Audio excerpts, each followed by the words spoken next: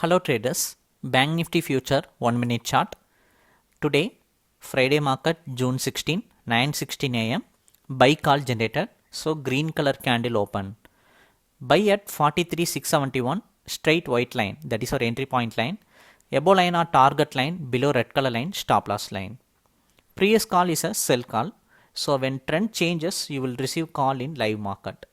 Sell at 43,710, 20 minutes trading, target achieved. Like that, sell call closed yesterday.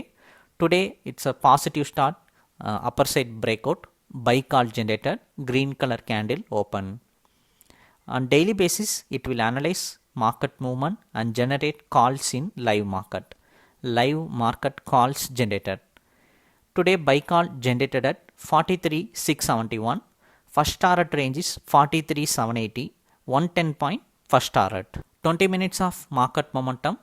9:35 first target breakout.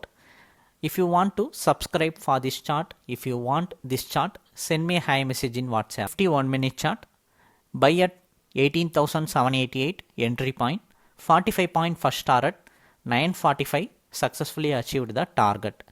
In 30 minutes of market momentum, 45 point given. Like this today, Nifty as well as Bank Nifty calls target achieved.